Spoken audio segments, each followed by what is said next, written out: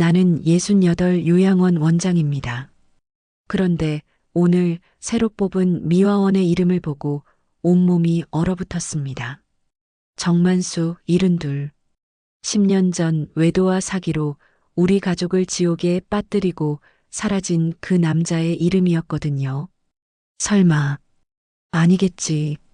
그 인간이 이럴 리가 없어. 하지만 며칠 후 청소복을 입고 고개를 숙인 채 복도를 닦고 있는 그를 마주쳤을 때, 송영숙, 아직도 고개를 빳빳이 들고 사네. 그 목소리는 10년이 지나도 잊을 수 없는 바로 그 목소리였습니다. 혼자 힘으로 일어선 나의 작은 왕국에 과거의 망령이 걸레를 들고 나타났습니다. 그것도 내 발밑에서 무릎을 꿇은 채로 말이에요. 과연 나는 이 남자를 용서할 수 있을까요? 아니면 지금부터 들려드릴 이야기는 한 여자의 용서와 한 남자의 속죄에 관한 진짜 이야기입니다. 구독, 좋아요는 영상 제작에 큰 힘이 됩니다. 서울 외곽의 조용한 동네, 아침 햇살이 스며드는 하늘 요양원에서 하루가 시작됩니다. 이곳의 원장 송영숙은 올해 68, 깔끔한 단발머리에 카리스마 있는 성격으로 유명한 여성입니다. 오늘도 어르신들 상태부터 확인해야겠네요. 영숙은 매일 새벽 5시면 어김없이 일어나 마당의 장독대를 정성스럽게 닦는 것으로 하루를 시작합니다. 30년간 간호사로 일하며 쌓은 경험과 퇴직금, 그리고 대출까지 끌어모아 이 요양원을 차린 지도 벌써 10년이 되었습니다. 간호사님, 사무실 할머니 혈압 어떻습니까? 네, 원장님. 어제보다 조금 낮아졌어요. 영숙은 환자들의 상태를 하나하나 꼼꼼히 체크합니다. 직원들과 환자들에게는 자상하지만 원칙만큼은 절대 양보하지 않는 성격 때문에 근처 노인들 사이에서는 철의 여장군이라는 별명으로 통하고 있습니다. 무섭긴 하지만 정말 믿음직해요. 우리 원장님은 직원들이 뒤에서 나누는 이런 평가를 영숙도 알고 있습니다. 무서워 보여도 괜찮습니다. 이곳 어르신들의 안전과 건강이 가장 중요하니까요. 점심시간이 지나고 영숙은 원장실에서 새로 들어올 직원의 면접을 준비하고 있었습니다.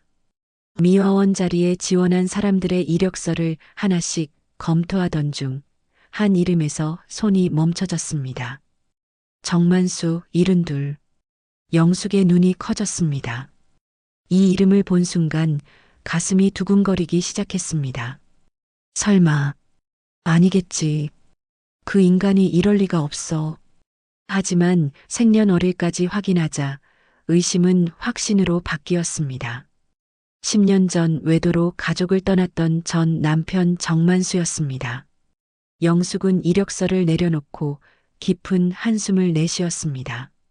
이력서에는 노숙생활 경험 있음이라는 메모와 함께 최저시급으로도 일하겠다는 각서가 붙어 있었습니다.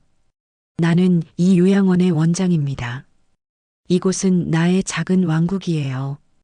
영숙은 스스로에게 다짐하듯 중얼거렸습니다. 아들 성우는 외국에서 일하고 있고 딸은 연락이 끊긴 지 벌써 3년째입니다. 혼자서 이 모든 것을 읽어낸 자신이 자랑스럽기도 했지만 지금 이 순간만큼은 과거의 상처가 다시 아물어오는 것 같았습니다. 인사과장님을 불러야겠네요. 영숙은 전화기를 들었다가 다시 내려놓았습니다. 당장 면접을 취소하고 싶었지만 그럴 수도 없는 노릇이었습니다. 요양원은 늘 인력이 부족했고 특히 미화 일을 맡을 사람을 구하기가 쉽지 않았거든요. 창밖을 바라보니 요양원 마당에서 어르신들이 평화롭게 산책을 하고 계셨습니다. 이 평온한 일상에 과거의 망령이 끼어들 수는 없었습니다. 그래도 확인은 해봐야지.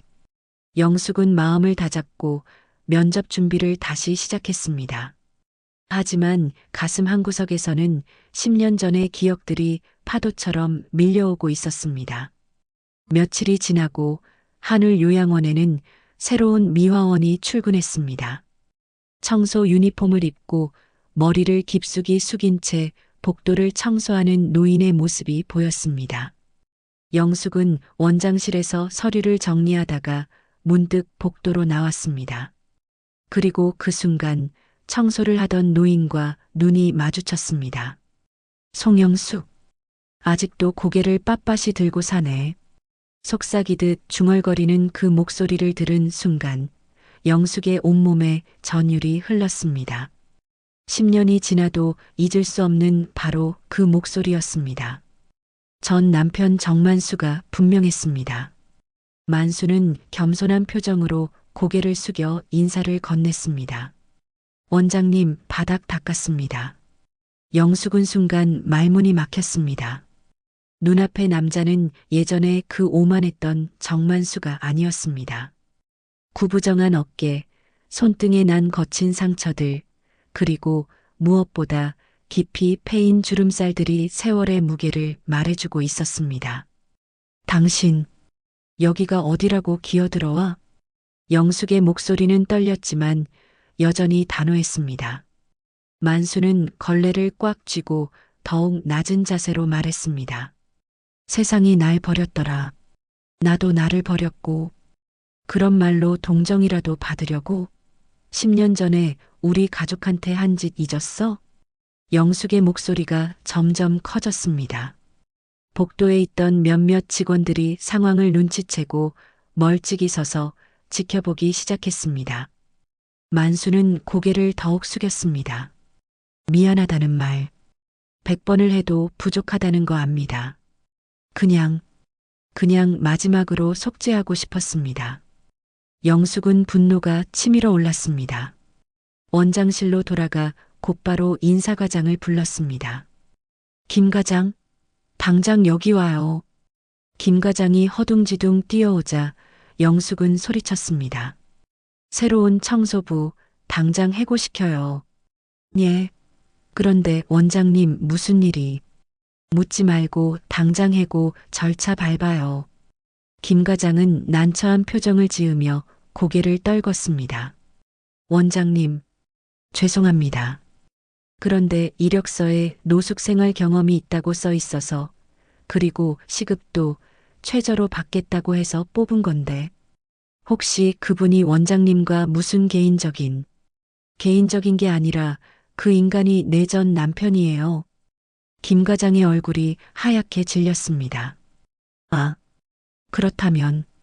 하지만 원장님, 당장 해고하면 노동청에서 부당해고라고 할 수도 있고, 무엇보다 다른 직원들이나 어르신들 앞에서. 영숙은 자존심이 상했지만 김 과장의 말이 일리가 있다는 것을 알고 있었습니다. 괜히 소문이라도 나면 요양원 평판에 좋지 않을 것이고, 무엇보다 어르신들께 걱정을 끼쳐드릴 수 없었습니다. 그럼 어떻게 하라는 거예요? 일단 지켜보시는 게 어떨까요? 문제가 생기면 그때 정당한 사유로. 영숙은 입술을 꽉 다물었습니다. 당장이라도 그 남자를 내쫓고 싶었지만 현실적으로 쉽지 않다는 것을 깨달았습니다. 그날 밤 영숙은 집에서 잠을 이루지 못했습니다. 10년 전의 기억들이 선명하게 되살아났습니다. 사업 실패, 외도, 그리고 모든 재산을 날린 채 떠나간 그 남자가 이제 자신 앞에서 걸레질을 하고 있다니. 왜 하필 내 앞에 나타난 거야? 영숙은 베개에 얼굴을 파묻고 흐느꼈습니다. 그동안 단단히 쌓아 올린 마음의 벽이 순식간에 무너져 내리는 것 같았습니다. 다음 날 아침 영숙이 요양원에 출근하자 직원들의 시선이 예사롭지 않았습니다. 어르신 중 한 분이 만수를 부르며 말했습니다. 청소부 양반, 당신 어쩐지 낯이 익네. 어디서 봤더라? 그때 치매를 앓고 계시는 조할아버지가 갑자기 소리쳤습니다. 저 양반, 옛날에 텔레비전에 나왔던 사기꾼 아냐? 요양원 안이 순식간에 술렁거렸습니다. 조할아버지의 말에 요양원 안이 웅성거렸습니다. 영숙은 급히 상황을 수습하려 했지만 이미 소문은 직원들 사이로 퍼져나가고 있었습니다. 그 사람 정말 사기꾼이었나요? 원장님이 왜 그런 사람을 뽑으셨을까요? 영숙은 어르신들을 진정시키며 억지로 웃음을 지었습니다. 조할아버지께서 헷갈리신 것 같아요. 그냥 청소 일하러 온 분이에요.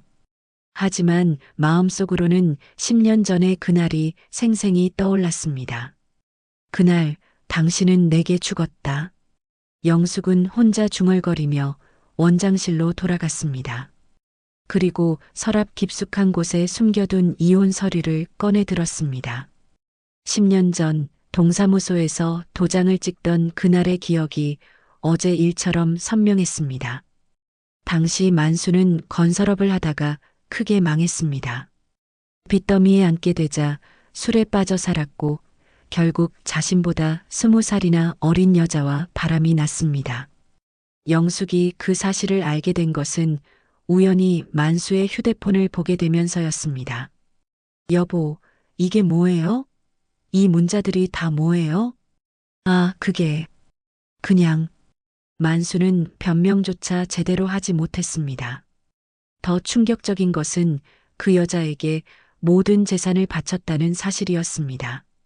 심지어 영숙 명의로 된 적금까지 몰래 해약해서 넘겨준 상태였습니다. 당신 미쳤어요? 성훈이 유학 자금이었는데. 미안하다, 영숙아. 정말 미안하다. 내가 잘못했다. 하지만 이미 엎질러진 물이었습니다. 아들 성우는 미국 유학을 포기해야 할 상황이 되었고 딸 은지는 그 충격으로 가출해버렸습니다. 영숙은 그때를 생각하니 다시 한번 분노가 치밀어 올랐습니다. 병원에서 간호사로 일하며 가족을 부양해야 했던 그녀는 결국 과로로 쓰러져 응급실에 실려가기까지 했습니다. 그 사람이 없어도 나는 다시 일어났다. 그런데 왜 하필 지금 내 앞에 나타난 거지? 영숙은 책상에 머리를 기댔습니다. 그때 문득 퇴직할 당시의 기억이 떠올랐습니다. 병원 동료들이 모금을 해서 전해준 돈으로 작은 아파트 전세를 구했고 남은 돈과 퇴직금을 모아 이 요양원을 차렸던 것입니다. 원장님 괜찮으세요? 김 과장이 조심스럽게 문을 두드렸습니다. 네, 들어오세요. 아까 그 일로 직원들이 많이 동요하고 있어요. 어떻게 하시겠습니까? 영숙은 한참을 고민했습니다. 사실 만수가 사기꾼이라는 조할아버지의 말이 완전히 틀린 것은 아니었습니다. 10년 전 만수는 투자 사기에 연루되어 경찰서에 불려가기도 했었으니까요. 일단 지켜보죠. 별다른 문제가 없으면. 그 순간 복도에서 소란스러운 소리가 들렸습니다. 영숙과 김 과장이 급히 나가보니 사무실 밖 할머니가 울고 계셨습니다. 내 반지가 없어졌어요. 순금 금반지가. 박 할머니는 평소에 돌아가신 남편이 선물해준 금반지를 끼고 계셨는데 그 반지가 갑자기 사라진 것이었습니다. 어디서 마지막으로 보셨어요? 아침에 세수할 때까지는 분명히 있었는데 직원들이 이곳저곳을 뒤져봤지만 반지는 보이지 않았습니다. 그때 한 간병사가 조심스럽게 말했습니다. 혹시 새로운 청소부가 그런 말 함부로 하는 거 아니에요. 영숙이 제지했지만 이미 의심의 눈초리들이 만수를 향하고 있었습니다. 전과도 있다던데. 이상하게 나타나더니 반지 없어지고. 속삭이는 소리들이 영숙의 귀에 들렸습니다. 영숙은 복잡한 심정이었습니다. 만수를 믿고 싶지 않았지만 그렇다고 아무런 증거 없이 매도할 수도 없었습니다. 그날 저녁 영숙은 만수를 따로 불러 원장실에서 대화를 나눴습니다. 또 옛날 벌은 못 버렸냐? 만수는 고개를 저었습니다. 아니다. 그깟 반지 나한테 왜 훔치겠냐? 이 나이에. 그럼 어디 간 거야? 반지가 저절로 사라질 수는 없잖아. 모르겠다. 정말 모르겠다. 만수의 목소리에는 절망이 묻어 있었습니다. 영숙은 그 모습을 보며 묘한 감정에 휩쓸렸습니다. 과거의 분노와 현재의 연민이 뒤섞여 마음이 혼란스러웠습니다.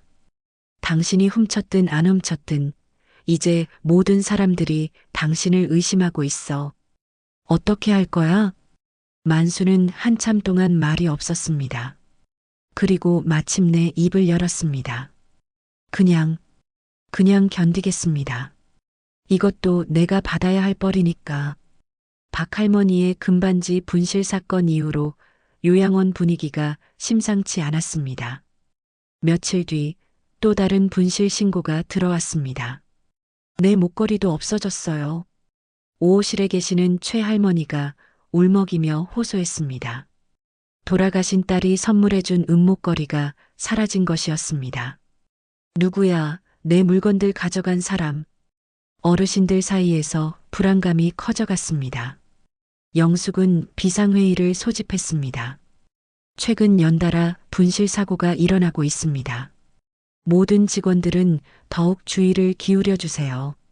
하지만 직원들의 시선은 하나같이 만수를 향하고 있었습니다. 원장님, 그런데 이상한 게.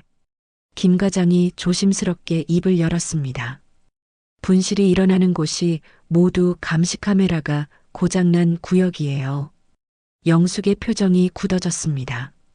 1층 동쪽 복도와 3층 화장실 근처, 그리고 5층 휴게실까지 모두 최근에 감시 카메라가 고장나서 수리를 기다리고 있던 곳들이었습니다. 혹시 누가 일부러 그런 추측은 하지 마세요. 영숙이 단호하게 말렸지만 이미 직원들 사이에서는 의심이 굳어져 가고 있었습니다. 정가도 있다던데요. 이상하게 나타나더니 계속 물건들이 없어지고 복도에서 들려오는 수군거림에 영숙의 마음은 더욱 복잡해졌습니다. 만수를 보호해야 할 이유는 없었지만 그렇다고 아무런 증거 없이 매도하는 것도 옳지 않다고 생각했습니다. 그날 오후 영숙은 만수를 다시 불러 따졌습니다. 정말 당신이 아니야? 만수는 걸레를 꽉 쥔 채 고개를 저었습니다. 정말 아닙니다. 그깟 물건들 훔쳐서 뭐 하겠습니까? 그럼 누가 그런 거야? 감시 카메라 고장 난 곳만 골라서 물건이 사라지는데. 모르겠습니다. 정말 모르겠어요. 만수의 목소리에는 억울함이 배어 있었습니다. 하지만 영숙은 그 표정을 믿어야 할지 확신이 서지 않았습니다. 당신이 한 일이 아니라면 누군가 당신에게 누명을 씌우려는 걸 수도 있어. 그럴 리가요. 누가 저 같은 늙은이한테. 그때 복도에서 또 다른 소란이 들렸습니다. 이번에는 7호실 김할아버지였습니다. 내 시계가 없어졌어. 아들이 선물해준 시계.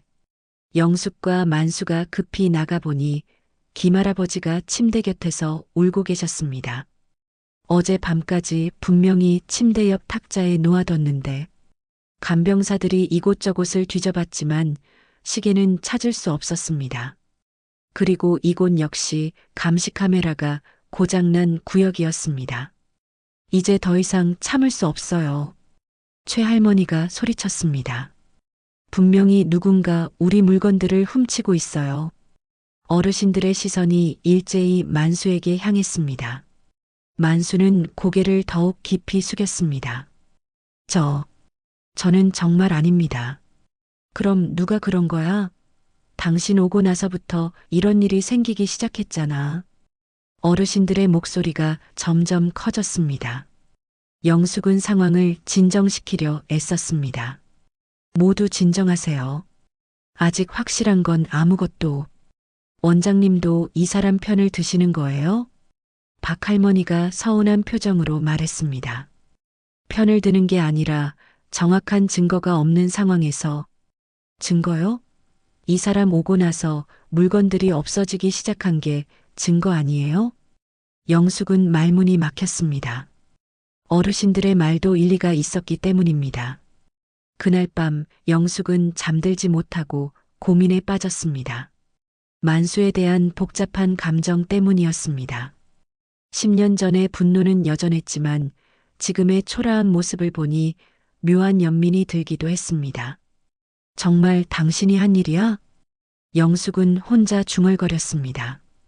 만수의 표정을 떠올려 보니 거짓말을 하는 것 같지는 않았습니다. 하지만 그렇다고 해서 완전히 믿을 수도 없었습니다. 다음 날 아침 새로운 소식이 들려왔습니다. 밤사이 또 다른 분실 사고가 일어난 것입니다. 사오실 이 할머니 귀걸이가 없어졌어요.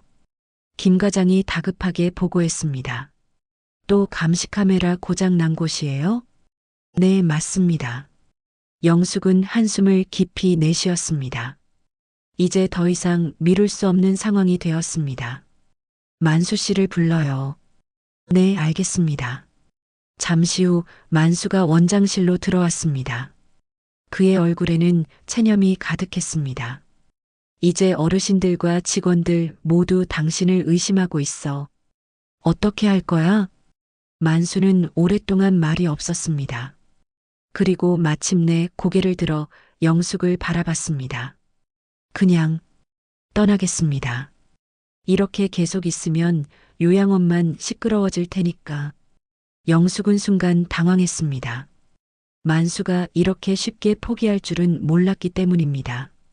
정말 당신이 한 일이 아니라면 왜 도망가려고 해? 도망이 아닙니다. 그냥 이게 맞는 것 같아서요. 만수의 목소리는 쓸쓸했습니다. 영숙은 그 모습을 보며 복잡한 심정에 빠졌습니다. 만수가 떠나겠다고 말한 그날 저녁 영숙의 집에 한 통의 편지가 배달되었습니다. 발신인을 확인한 순간 영숙의 손이 떨렸습니다. 연락이 끊겼던 딸 은지에게서 온 편지였습니다. 엄마 미안해. 그리고 고마워. 영숙은 편지 봉투를 조심스럽게 뜯었습니다. 3년 만에 받는 딸의 편지였습니다. 엄마, 정말 오랜만이에요. 그동안 연락하지 못해서 죄송해요. 사실 제가 왜 연락을 끊었는지, 왜 집을 나갔는지 이제야 말씀드릴 용기가 생겼어요. 영숙은 편지를 읽으며 가슴이 두근거렸습니다. 엄마, 아버지와 나는 몇 년 전 우연히 다시 만났어요. 처음에는 정말 화가 났어요. 우리 가족을 버리고 떠난 그 사람을 마주하니까 말이에요. 하지만 그 사람 정말 많이 변했더라고요. 영숙의 눈이 커졌습니다. 은지가 만수와 만났다는 것을 이제야 알게 된 것입니다. 그 사람은 길거리에서 노숙을 하고 있었어요. 한겨울의 추위에 떨면서도 미안하다는 말을 100번도 넘게 했어요. 그런데 이상한 건 제게는 늘 내 엄마 앞에 다시는 못 나설 자격이 없다고 했다는 거예요. 영숙은 편지를 든 손이 떨렸습니다. 엄마, 그 사람이 지금 어머니 곁에 있는 건 벌 받기 위해서예요. 자신이 저지른 일에 대한 죗값을 치르기 위해서라고 했어요. 저는 처음에 믿지 않았어요. 하지만 몇 번 만나다 보니 정말 변한 것 같더라고요. 영숙은 편지를 읽다가 잠시 멈췄습니다. 딸이 이 모든 사실을 알고 있었다는 것이 충격이었습니다. 그래서 저도 용기를 내서 엄마께 연락드려요. 제가 그동안 연락하지 못한 건 부끄러웠기 때문이에요. 아버지 때문에 집안이 망가진 걸 보면서 제가 할 수 있는 건 아무것도 없다는 생각에 도망쳤거든요. 영숙의 눈에서 눈물이 흘러내렸습니다. 엄마, 정말 미안해요. 그리고 고마워요. 혼자서 이 모든 걸 견뎌내시느라 얼마나 힘드셨을까요? 곧 엄마를 뵈러 갈게요. 사랑해요. 편지를 다 읽은 영숙은 소파에 주저앉았습니다.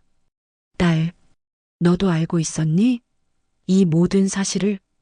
영숙은 복잡한 마음으로 밤을 지새웠습니다. 만수에 대한 생각이 조금씩 바뀌기 시작했습니다. 정말로 속죄하기 위해 온 것일까요? 다음 날 아침 영숙이 요양원에 출근하자 직원들이 웅성거리고 있었습니다. 원장님, 큰일 났어요. 김 과장이 다급하게 달려왔습니다. 만수 씨가 사라졌어요. 뭐라고요? 어젯밤부터 보이지 않아요. 숙소에도 없고 아무도 못 봤다고 해요. 영숙은 가슴이 철렁했습니다. 설마 정말로 물건을 훔쳐서 달아난 것일까요? 혹시 짐은 그대로 있어요. 옷가지며 생활용품이며 다 그대로. 그럼 어디 간 거지? 직원들 사이에서는 이미 추측이 난무하고 있었습니다. 역시 도둑이었어. 금반지 훔쳐서 달아난 거야. 어르신들도 크게 흥분했습니다. 그럼 내 목걸이도 그 사람이 가져간 거구나. 당장 경찰에 신고해야 해. 영숙은 상황을 진정시키려 했지만 쉽지 않았습니다. 모든 사람들이 만수가 물건을 훔쳐서 도망갔다고 확신하고 있었습니다. 진정하세요, 모두들. 아직 확실한 건 아무것도. 원장님, 이제 와서 그런 말씀하시면 안 되죠. 박 할머니가 울먹이며 말했습니다. 분명히 내 금반지 훔쳐서 달아난 거예요. 영숙은 마음이 복잡했습니다. 은지의 편지를 읽은 후라 더욱 혼란스러웠습니다. 정말 만수가 물건을 훔친 것일까요? 아니면 다른 이유가 있는 것일까요? 그날 하루 종일 요양원은 시끄러웠습니다. 경찰에 신고하자는 사람들, 만수를 찾아야 한다는 사람들로 나뉘어 의견이 분분했습니다. 원장님, 어떻게 하시겠어요? 김 과장이 조심스럽게 물었습니다. 일단, 하루 더 기다려 봅시다. 영숙은 말했지만 사실 자신도 어떻게 해야 할지 확신이 서지 않았습니다. 그날 저녁 영숙은 만수가 머물던 작은 숙소를 직접 확인하러 갔습니다. 정말로 모든 짐이 그대로 있었습니다. 낡은 옷가지들과 면도기, 그리고 작은 성경책 한 권. 어디 간 거야, 당신? 영숙은 혼자 중얼거렸습니다. 그때 성경책 사이에서 작은 종이 조각이 떨어졌습니다. 영숙이 주워서 펼쳐보니 은지의 사진이었습니다. 어린 시절 은지가 웃고 있는 사진이었습니다. 영숙의 가슴이 먹먹해졌습니다. 만수가 이 사진을 간직하고 있었다는 것이 의외였습니다. 정말 뉘우치고 있었던 건가? 영숙은 사진을 바라보며 생각에 잠겼습니다. 만약 정말로 속죄하기 위해 온 것이라면 물건을 훔쳐서 달아날 이유가 없을 텐데. 그때 갑자기 휴대폰이 울렸습니다. 모르는 번호였습니다. 여보세요? 혹시 하늘요양원 원장님이신가요? 네, 맞습니다. 저희는 산악구조대입니다. 요양원 근처 산길에서 의식을 잃고 쓰러져 있는 노인분을 발견했는데 신분증에 정만수라고 되어 있어서 연락드렸습니다. 영숙의 얼굴이 하얗게 질렸습니다. 의식을 잃고 쓰러져 있다고요? 영숙은 급히 병원으로 향했습니다. 응급실에 도착하니 만수가 산소 마스크를 쓰고 침대에 누워 있었습니다. 환자분과 어떤 관계세요? 의사가 물었습니다. 영숙은 잠시 망설였습니다. 저 직장 동료입니다. 당뇨병 합병증으로 의식을 잃으셨네요. 아마 며칠 동안 제대로 식사를 못하신 것 같아요. 혈당이 위험할 정도로 낮았습니다. 영숙은 충격을 받았습니다.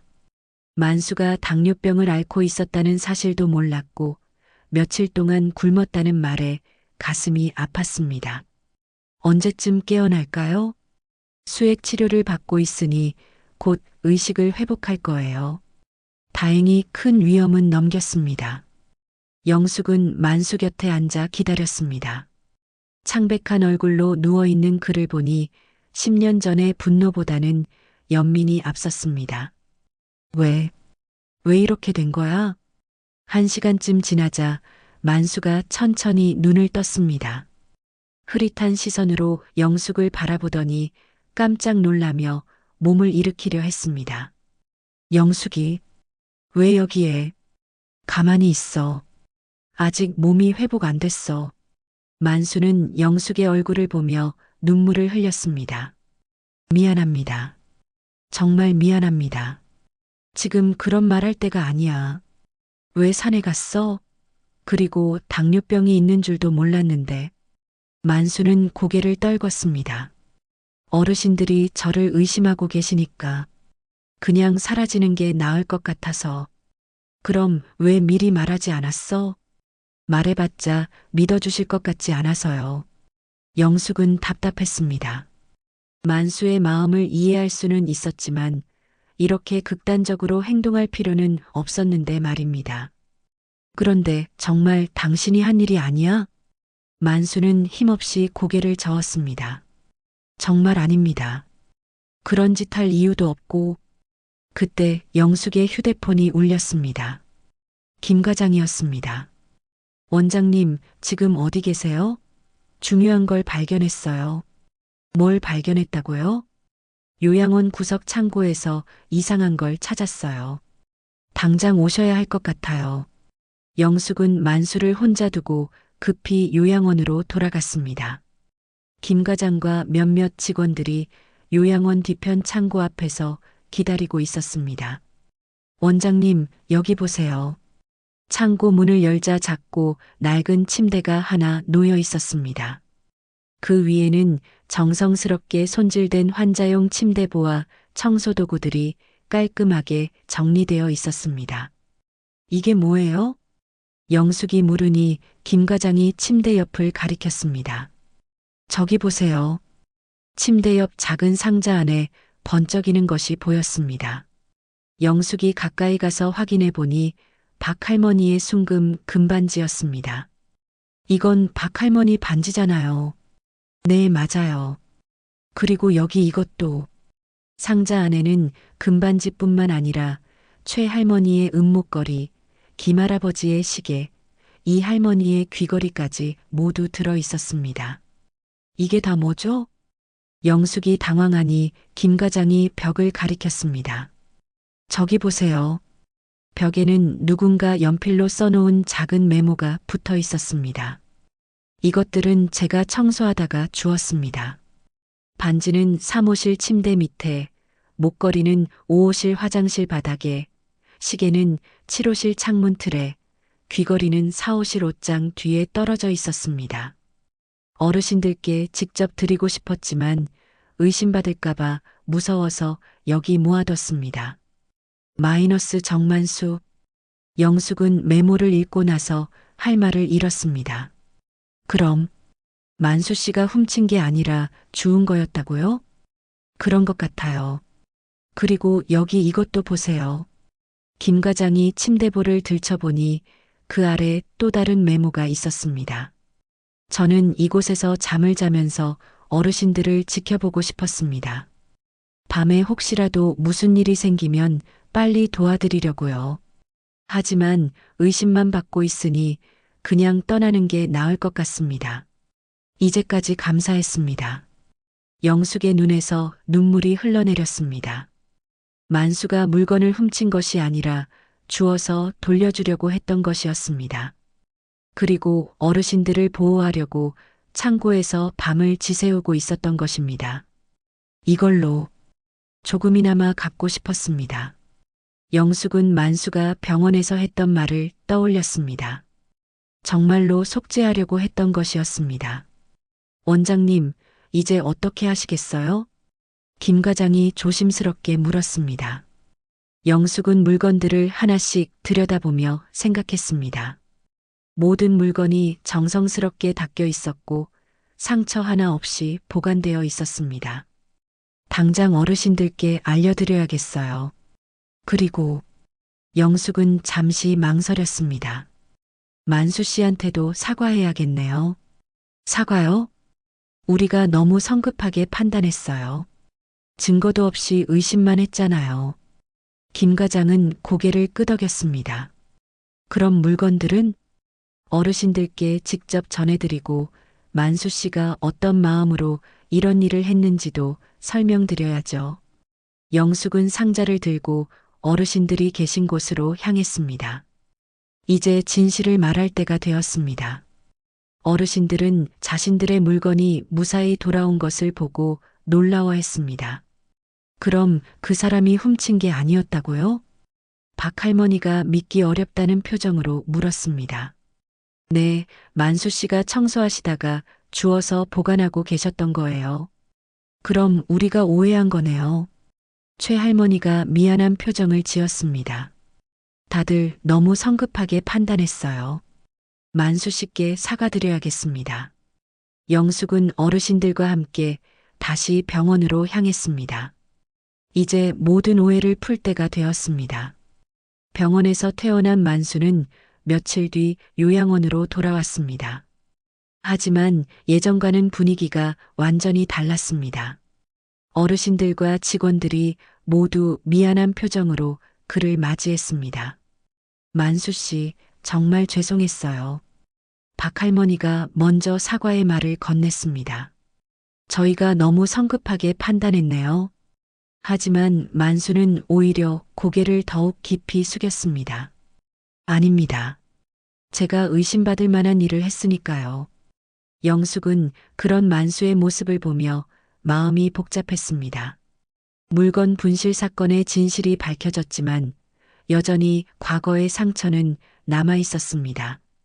그날 오후 만수는 갑자기 영숙에게 부탁을 했습니다. 원장님, 모든 분들께 정식으로 사과하고 싶습니다. 사과요? 이미 오해는 풀렸는데요. 그게 아니라 제 과거에 대해서 말입니다. 영숙은 놀랐습니다. 만수가 자신의 과거를 공개하겠다는 것이었습니다. 정말 괜찮겠어요? 굳이 그럴 필요는. 괜찮습니다. 아니, 해야 합니다. 숨기고 있으면 언젠가는 또 문제가 될 테니까요. 다음 날 만수는 요양원 회의실에서 모든 어르신들과 직원들 앞에 섰습니다. 그리고 천천히 무릎을 꿇었습니다. 사람이 짐승보다 못한 짓을 했습니다. 회의실이 조용해졌습니다. 만수의 목소리는 떨리고 있었지만 확고했습니다. 제 아내와 자식들에게 용서를 구합니다. 제 손으로 만든 지옥에 그들을 밀어넣고 저는 도망쳤습니다. 어르신들은 말없이 듣고 있었습니다. 영숙도 가슴이 먹먹해졌습니다. 10년 전 저는 사업에 실패했습니다. 그때 절망에 빠져 술에 취해 살았고 결국 다른 여자와 바람이 났습니다. 만수는 계속해서 자신의 잘못을 고백했습니다. 가족들이 힘들어하는 것도 모르고 제 욕심만 채우려 했습니다. 심지어 아내 명의 적금까지 몰래 해약해서 그 여자에게 줬습니다. 회의실에서는 한숨소리가 들렸습니다. 결국 아내는 과로로 쓰러졌고 아들은 유학을 포기해야 했으며 딸은 충격으로 가출했습니다. 모든 게 제 잘못이었습니다. 만수의 목소리가 더욱 떨렸습니다. 그런데 저는 그 모든 책임을 지지 못하고 도망쳤습니다. 가족을 버리고 그 여자와 함께 떠났습니다. 영숙은 그때의 기억이 떠올라 눈물이 났습니다. 하지만 하늘은 저를 내버려 두지 않았습니다. 몇 년 뒤 그 여자도 저를 버렸고 제가 남긴 빚 때문에 사기 혐의로 경찰서에 불려가기도 했습니다. 어르신들의 표정이 숙연해졌습니다. 그 뒤로 10년 동안 거리에서 노숙을 했습니다. 추위와 배고픔도 괴로웠지만 가장 괴로운 건 제가 저지른 죄에 대한 죄책감이었습니다. 만수는 영숙을 바라봤습니다. 몇 년 전 우연히 딸을 만났는데 그 아이가 말하더군요. 엄마는 혼자서도 잘 살고 계시니까 아버지 걱정은 하지 마세요라고. 영숙의 가슴이 뜨끔했습니다. 그때 깨달았습니다. 제가 없어도 가족들은 잘 살고 있다는 걸. 아니, 제가 없어서 더 평안하게 살고 있다는 걸 말입니다. 만수는 고개를 더욱 깊이 숙였습니다. 그래서 이곳에 왔습니다. 속죄하기 위해서요. 제가 평생 갚아도 갚을 수 없는 죄를 조금이라도 줄이고 싶어서요. 회의실은 정적에 휩싸였습니다. 어르신들도 직원들도 아무 말이 없었습니다. 영숙은 조용히 일어나 만수 앞으로 걸어갔습니다. 그리고 단호하게 말했습니다. 용서는 쉽지 않아. 하지만 그 짓을 하고도 살아남은 내가 지금 이 자리에서 머리를 숙인다면 그건 내가 아직 인간이라는 증거겠지. 만수의 눈에서 눈물이 흘러내렸습니다. 감사합니다. 정말 감사합니다. 박 할머니가 일어나서 말했습니다. 사람이 죄를 짓는 건 어쩔 수 없어요. 중요한 건 그 뒤에 어떻게 사느냐죠. 다른 어르신들도 하나둘 고개를 끄덕였습니다. 우리도 살면서 후회되는 일들이 많아요. 진심으로 뉘우치는 사람을 외면할 수는 없죠. 영숙은 어르신들의 따뜻한 마음에 감동했습니다. 그리고 만수에게 말했습니다. 일어나요. 무릎 꿇고 있을 시간에 제대로 일해요. 만수는 천천히 일어났습니다. 그의 얼굴에는 안도감과 감사함이 동시에 드러나 있었습니다. 앞으로도 열심히 하겠습니다. 당연히 해야죠. 월급 받고 있는데. 영숙의 말에 회의실에 웃음소리가 퍼졌습니다. 무거웠던 분위기가 조금씩 풀리기 시작했습니다. 그날 이후 만수는 더욱 성실하게 일했습니다. 어르신들도 그를 따뜻하게 대해주었습니다. 하지만 영숙의 마음은 여전히 복잡했습니다. 용서와 분노 사이에서 흔들리고 있었습니다. 만수의 진심은 느껴졌지만 10년간 쌓인 상처가 하루아침에 사라질 수는 없었습니다. 정말 변한 걸까? 영숙은 혼자 중얼거렸습니다. 시간이 더 지나야 알 수 있을 것 같았습니다. 몇 개월이 흘렀습니다. 계절이 바뀌고 요양원 마당의 나무들도 새로운 잎을 틔어내고 있었습니다. 만수는 여전히 요양원에서 미화 일을 하고 있었습니다. 하지만 이제는 아무도 그를 사기꾼이라 부르지 않았습니다. 만수 아저씨, 오늘 날씨 참 좋네요. 박 할머니가 환한 미소로 인사를 건넸습니다. 만수는 고개를 숙여 정중히 인사를 받았습니다. 네, 할머니. 산책하기 좋은 날씨입니다. 어르신들은 이제 만수를 가족처럼 대했습니다. 오히려 말동무가 생겼다며 고마워했습니다. 만수는 청소를 하면서도 어르신들의 말벗이 되어드렸고 밤에는 몸이 불편한 분들을 돌봐드렸습니다. 만수야, 이리 와서 내 등 좀 주물러줘. 김할아버지가 만수를 부르시면 만수는 언제나 기꺼이 달려가 도와드렸습니다. 할아버지, 어디가 아프세요? 여기 어깨가 결려서 말이야. 만수는 정성스럽게 할아버지의 어깨를 주물러 드렸습니다. 그의 손길은 놀랍도록 부드러웠습니다.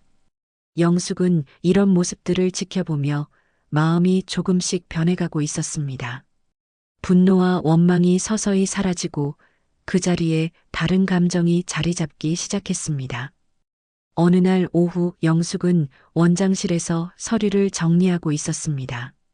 창문을 통해 마당을 내려다보니 만수가 어르신들과 함께 앉아 이야기를 나누고 있었습니다.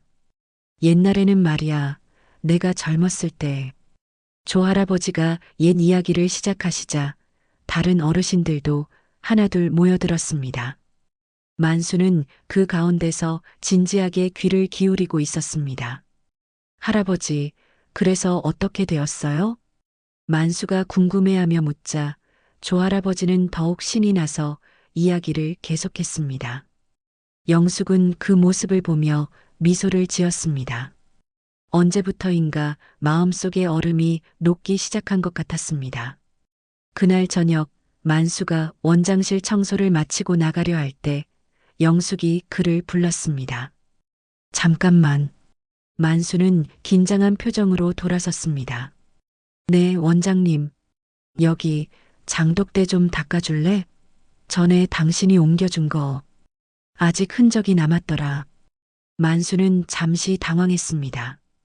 영숙이 장독대를 언급한 것은 처음이었거든요. 네, 알겠습니다. 만수는 마당으로 나가 장독대를 정성스럽게 닦기 시작했습니다. 10년 전 이 요양원을 처음 차릴 때 만수가 도와줬던 기억이 영숙에게도 있었습니다. 그때는 아직 이혼하기 전이었죠. 무거운 건 내가 옮겨줄게. 그때의 만수는 이런 말을 하며 장독대를 옮겨줬었습니다. 영숙은 그 기억을 떠올리며 창문 너머로 만수를 바라봤습니다. 만수는 장독대 하나하나를 조심스럽게 닫고 있었습니다. 마치 소중한 보물을 다루듯이 말입니다. 그의 움직임에는 10년 전과는 다른 무언가가 있었습니다. 겸손함과 감사함이었습니다. 장독대를 다 닦은 만수가 원장실로 돌아왔습니다. 다 닦았습니다. 영숙은 서류에서 고개를 들어 만수를 바라봤습니다. 그의 얼굴에는 땀이 맺혀 있었고 눈에는 눈물이 고여 있었습니다. 왜 울어?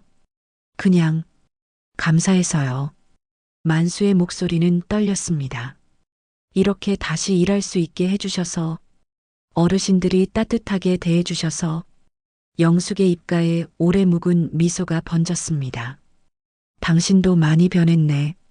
네. 변하려고 노력했습니다. 아직도 부족하지만, 부족해도 괜찮아. 계속 노력하면 되니까. 만수는 고개를 끄덕였습니다. 앞으로도 열심히 하겠습니다. 그래, 그렇게 해. 영숙은 다시 서류로 시선을 돌렸습니다. 하지만 마음속으로는 많은 생각이 들고 있었습니다. 그날 밤 영숙은 집에서 은지에게서 온 편지를 다시 읽어봤습니다. 딸이 곧 집에 오겠다고 한 약속도 생각났습니다. 엄마, 아버지가 정말 많이 변했어요. 은지의 말이 이제는 이해가 되었습니다. 정말로 만수는 변해 있었습니다. 다음 날 아침 영숙이 요양원에 출근하니 만수가 벌써 와서 청소를 하고 있었습니다. 어르신들도 하나둘 나와서 아침 운동을 시작했습니다. 원장님, 좋은 아침입니다. 만수가 정중히 인사를 건넸습니다. 응, 좋은 아침.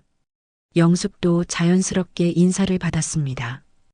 예전처럼 어색하거나 불편하지 않았습니다. 오늘 날씨가 참 좋네요. 그러게. 어르신들 산책하기 좋겠어. 네, 오후에 마당에서 차 한잔 하시는 게 어떨까요? 만수의 제안에 영숙이 고개를 끄덕였습니다. 좋은 생각이야. 어르신들이 좋아하실 거야.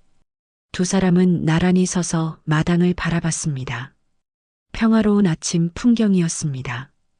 발밑을 쓸던 남자. 이제 내 곁을 지키는 남자가 됐다. 영숙은 마음속으로 중얼거렸습니다. 완전한 용서는 아직 어려웠지만 적어도 함께 걸어갈 수는 있을 것 같았습니다. 만수도 영숙 옆에 서서 같은 풍경을 바라보고 있었습니다. 그의 얼굴에는 평온함이 깃들어 있었습니다. 그래도 남은 생을 함께 닦아가야지. 영숙의 작은 중얼거림이 아침 공기에 스며들었습니다. 새로운 시작이었습니다. 완벽하지는 않지만 진실한 마음으로 만들어가는 새로운 관계였습니다. 요양원 마당에는 따뜻한 햇살이 내리쬐고 있었고 어르신들의 웃음소리가 평화롭게 울려 퍼졌습니다. 그 가운데 영숙과 만수가 나란히 서 있었습니다. 더 이상 원망하는 사람과 용서를 구하는 사람이 아니라 함께 새로운 하루를 만들어가는 동반자로서 말입니다.